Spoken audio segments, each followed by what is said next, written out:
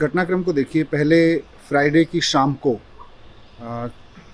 माननीय supreme court में MCD को लेकर फैसला आता है और बीजेपी के सारे मंसूबे फेल होते हैं। बीजेपी को बहुत बुरी तरह से तमाचा पड़ता है। फ्राइडे की शाम को बीजेपी एक्सपोज हो जाती है। तो फ्राइडे की शाम को सुप्रीम कोर्ट का ऑर्डर आता है। सैटरडे की सुबह ये मुझे सम्मन देते हैं कि संडे की सुबह आ जाओ, और एक ऐसे समय में सम्मन देते हैं जब मैं बजट तैयार कर रहा हूँ।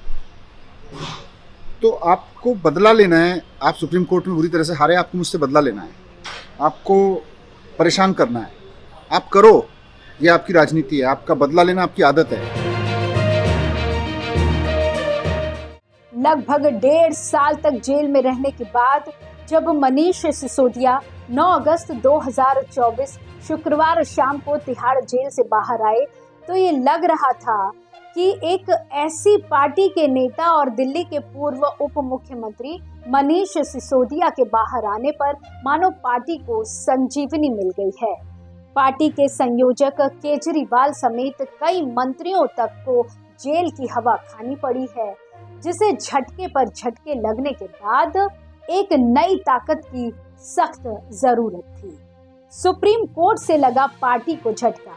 इस हफ्ते की शुरुआत में सुप्रीम कोर्ट ने आम आदमी पार्टी के नेतृत्व वाली दिल्ली सरकार को बड़ा झटका तब लगा जब शीर्ष अदालत ने ये फैसला सुनाया कि उपराज्यपाल के पास सरकार की बाध्यकारी सहायता और सलाह के बिना दिल्ली नगर निगम में पार्षदों को नामित करने का अधिकार है।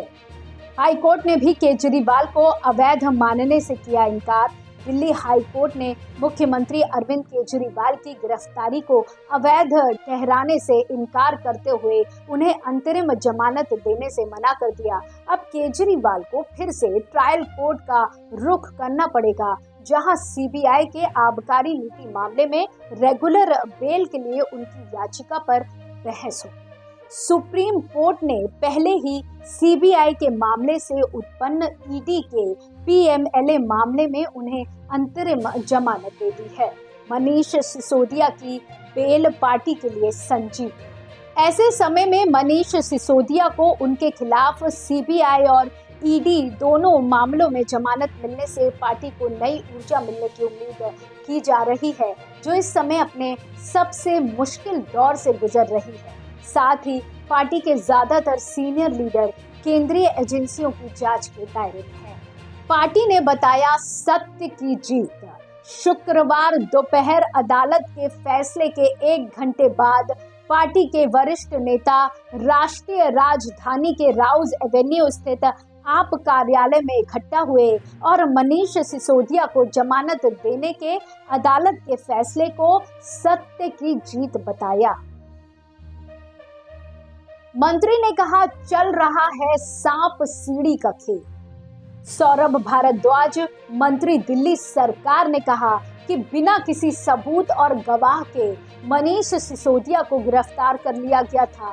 अदालत ने अपनी टिप्पणी में कहा कि इस समय देश में सांप सीढ़ी का खेल चल रहा है। साथ अदालत ने यह भी कहा था कि 6 महीने के भीतर ट्रायल शुरू हो जाए, लेकिन अब अगस्त आ गया है और ट्रायल अभी तक शुरू नहीं हुआ है। अदालत ने यह भी कहा कि अगर 6 से 8 महीने के भीतर ट्रायल शुरू नहीं होता है तो उन्हें जमानत दे दी जानी चाहिए। अदालत ने एक बहुत ही महत्वपूर्ण बात यह भी कही कि जब जमानत की बात आती है तो प्रत्येक नागरिक मायने रखता है और जमानत व्यक्तिगत अधिकार का मामला है। क्या हमारे हाई कोर्ट्स और निचली अदालतें इसे नहीं समझती हैं? केजरीवाल के करीबी हैं मनीष सिसोदिया। मनीष सिसोदिया आम आदमी पार्टी के संस्थापक सदस्य हैं और पार्टी के राष्ट्रीय संयोजक और दिल्ली के मुख्यमंत्री अरविंद केजरीवाल के करीबी और विश्वास पात्र हैं। पार्टी नेताओं में दूरियां बढ़ाने की सीबीआई की कोशिश। इस साल की शुरुआत में राउज एवेन्यू कोर्ट में सुनवाई के दौरान सीबीआई ने कहा था कि पूछताछ के दौरान केजरीवाल ने बताया था कि मनीष सिसोदिया ही वो व्यक्ति हैं जिन्होंने अब समाप्त हो चुकी आबकारी नीति के तहत शहर में शराब की दुकानों के निजीकरण की सिफारिश की थी। आम आदमी पार्टी ने इसे अपने दो बड़े नेताओं के बीच गलतफहमी पैदा करने की कोशिश के तौर पर देखा। अरविंद केजरीवाल ने कोर्ट में कहा कि मैंने ऐसा कोई बयान नहीं दिया कि मनीष सिसोदिया दोषी है। मनीष सिसोदिया बिल्कुल निर्दोष है। उनका उद्देश्य हमें बदनाम करना है। मैंने सीबीआई से कहा कि ये बेतुके आरोप हैं। अंतरिम जमानत पर बाहर आने पर सिसोदिया के परिवार से मिले केजरीवाल। सूत्रों के अनुसार अंतरिम जमानत पर बाहर रहने के दौरान केजरीवाल और उनकी पत्नी मीडिया की चकाचौंध से दूर सिसोदिया के परिवार से मिलने गए थे। मनीष सिसोदिया केजरीवाल के साथ बने हुए हैं, जबकि पार्टी के कई अन्य पूर्व नेता दिल्ली के सीएम को तानाशाह कहते हुए उनसे दूर हो गए। इसमें कुमार विश्वास भी शामिल हैं, जिन्होंने आप से इस्तीफा नहीं दिया है लेकिन मुखर आलोचक बन गए हैं। कुमार विश्वास विवाद से पहले मनीष सिसोदिया और उनके परिवार के करीबी दोस्त थे। सिसोदिया ने कई प्रोजेक्ट्स को पहनाया अमली जामा।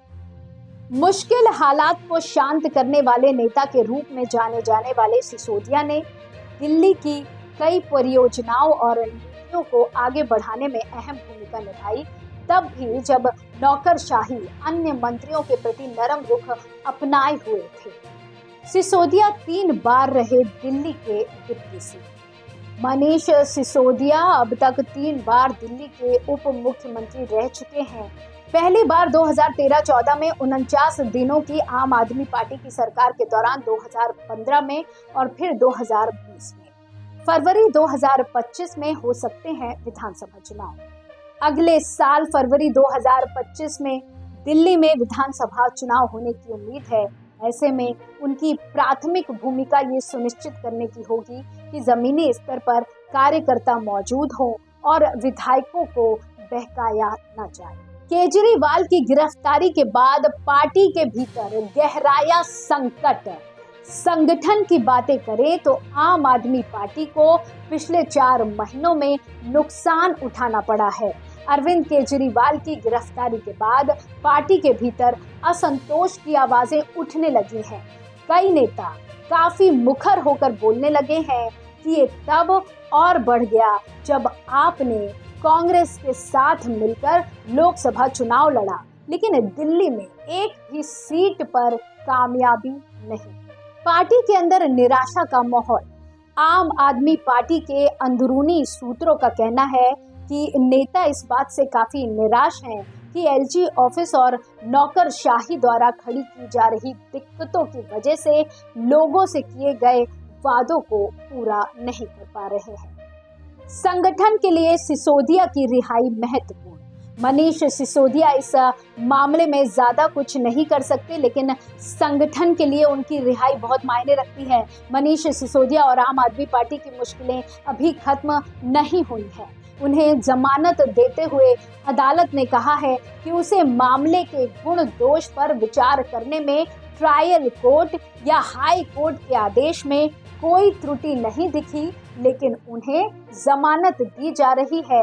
निकट भविष्य में मुकदमे के खत्म होने की दूर दूर तक कोई संभावना नहीं है। इसी तरह की और राजनीतिक खबरों के लिए आप जुड़े रहिए एयर न्यूज के साथ। धन्यवाद।